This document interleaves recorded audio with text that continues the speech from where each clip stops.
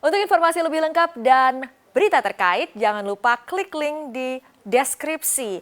Install juga aplikasi CNBC Indonesia di App Store maupun di Play Store dan please subscribe ya guys. Hampir setahun pandemi melanda negeri kita dan baru diakui oleh pemerintah kalau tes COVID-19 yang selama ini dilakukan untuk mengetahui jumlah kasus positif justru malah salah sasaran. Daripada saling menyalahkan, lebih baik kita berpikir lebih cepat apa solusinya. Selengkapnya dalam tes COVID-19 di Indonesia salah sasaran. Kita langsung lihat slide yang pertama. Ya, Menteri Kesehatan Budi Gunadi Sadikin menyebut kalau tes COVID-19 yang dilakukan selama ini salah sasaran. Akibatnya, segencar apapun jumlah tes yang telah dilakukan, tapi angka kasus COVID-19 yang ada malah terus bertambah seolah tidak ada penanganan lanjutan. Padahal jumlah tes yang dilakukan di Indonesia ini sudah melebihi standar yang ditetapkan oleh WHO atau World Health Organization. Lalu berapa sih standar WHO? Kalau dalam dokumen di situs resmi WHO pada Juni 2020 ini tertulis kalimat at least one test per 1,000 population per week is required. Lalu disampaikan juga per 21 Januari kemarin oleh Menteri Koordinator Perekonomian Erlangga Hartarto kalau 10% per 1.000 orang. Lalu berapa harusnya kita di Indonesia melakukan tes? Nah, di Desember 2020 kemarin menurut data dari Kemendagri, populasi Indonesia itu sebesar 271.349.889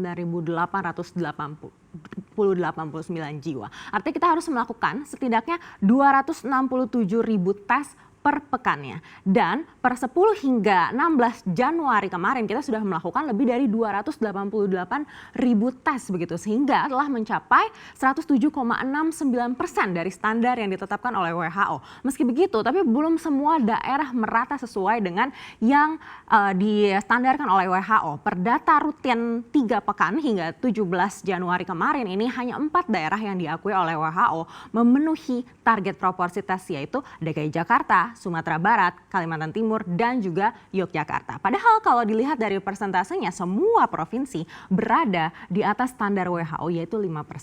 Nah, beberapa ahli menduga terjadi pembiaran atau malah kelalaian begitu ya di beberapa daerah demi kebutuhan pemenuhan standar 5% tersebut. Sehingga tidak mencerminkan keadaan sesungguhnya. Yang kemudian kalau dikembalikan lagi pada pernyataan Menteri Kesehatan Budi Gunadi Sadikin, ini semua jadi masuk akal karena ternyata ada metode yang salah dan satu orang ini bisa dites beberapa kali dan masuk dalam hitungan jumlah tes. Padahal seharusnya jumlah perhitungan tes COVID-19 bukan didasarkan pada spesimen. Jadi misalnya Anda seminggu tes 5 kali, nah semuanya negatif. Ya, yang dicatat bukan 5 kali tapi 1 kali saja. Atau Anda tes 1 kali positif dan butuh tes ulang lagi 2 hari kemudian, ya juga hitungannya 1 kali saja. Meski data menunjukkan Indonesia sudah melewati standar WHO dalam tes COVID-19 di dunia, Indonesia ini hanya masuk ke urutan 30. Kita akan cek slide berikutnya.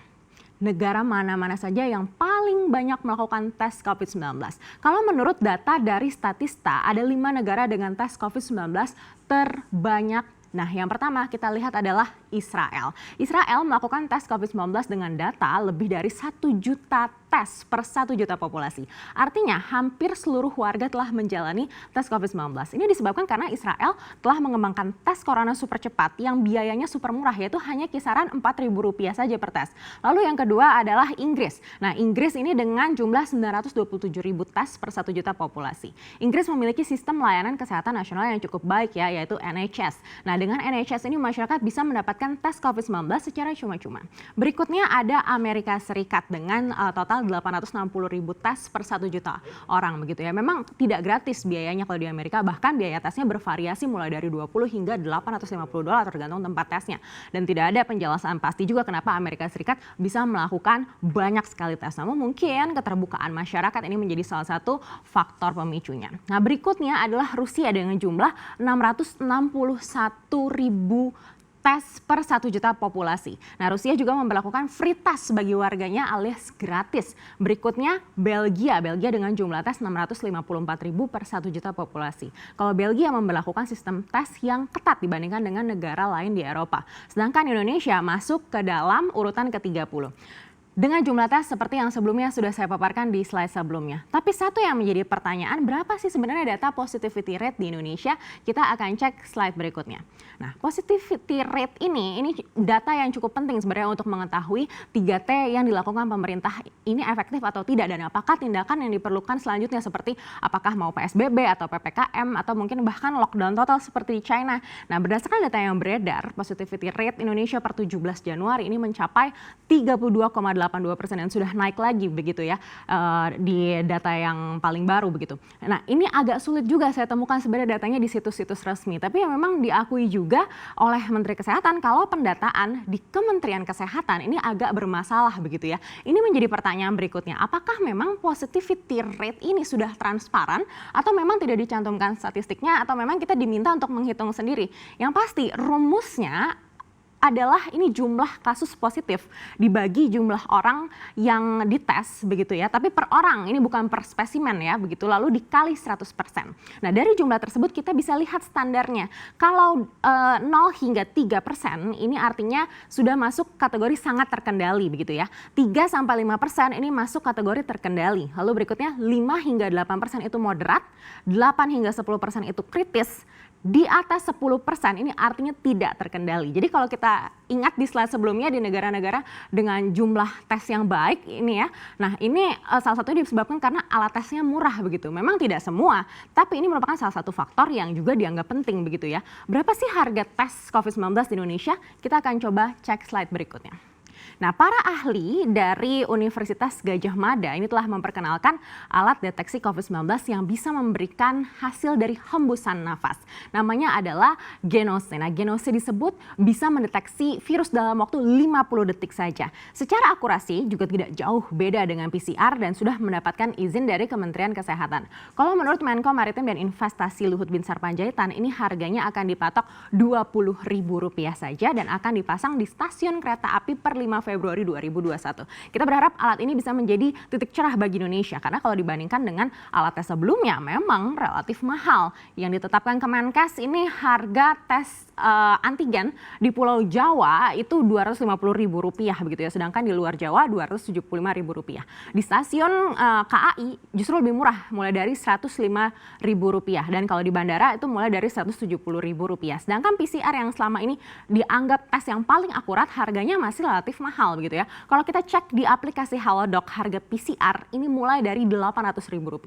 Jadi bisa dibayangkan ya di situasi yang saat ini menekan pendapatan rakyat, berapa banyak yang bisa merogoh Rp800.000 sekali tes begitu. Apalagi kalau positif, kadang dibutuhkan beberapa kali tes lanjutan. Nah, kita harapkan Genose ini bisa segera tersedia di seluruh daerah. Namun tes saja ternyata tidak cukup untuk menjadi solusi penanganan yang sudah carut-marut. Nah, apalagi yang kita butuhkan? Kita akan coba cek slide berikutnya. Kalau berdasarkan perbincangan kami sebelumnya dengan epidemiologi dari Griffith University Australia di Budiman, nah 3T ini menjadi ujung tombak penanganan COVID-19. Bukan 3T yang selama ini salah sasaran, tapi 3T yang benar-benar serius mulai dari penerapan hingga pengawasannya. Di beberapa slide sebelumnya juga sudah saya sebutkan dugaan adanya pembiaran atau kelalaian data di daerah demi mencapai standar WHO. Kalau menurut para ahli ini harus benar-benar diperjelas dan diawasi oleh pemerintah pusat agar data yang terkumpul benar-benar bisa mencerminkan keadaan sesungguhnya. Berikutnya juga disampaikan oleh Diki Budiman, yang dibutuhkan ini adalah klinik demam atau tempat deteksi sindrom yang mirip dengan gejala COVID-19. Nah, penerapannya mungkin bisa dilakukan di tiap puskesmas saja untuk menganalisa masyarakat yang memiliki gejala. Nah, langkah ini menurutnya efektif untuk memutuskan penanganan berikutnya bagi korban, apakah mau diisolasi mandiri atau perlu karantina total, dan juga secara biaya tidak perlu bergantung pada alat tes. Nah, cara seperti ini dianggap Diki efektif ketika Indonesia menghadapi swine flu di tahun 2009 begitu ya. Dan hingga saat ini juga masih berlaku di beberapa negara seperti di Vietnam, di Korea Selatan, di Selandia Baru, di Australia, dan juga China. Nah, barulah selain ini dibarengi dengan pembatasan seperti PSBB dan juga vaksin yang berjalan beriringan. Karena penetrasi vaksin ini tidak akan mampu membalas pertambahan kasus yang terjadi akibat kurangnya penerapan 3T. Vaksin hanyalah bagian dari strategi, tapi test, tracing, dan treatment atau 3T lah yang sesungguhnya menjadi ujung tombak pandemi ini.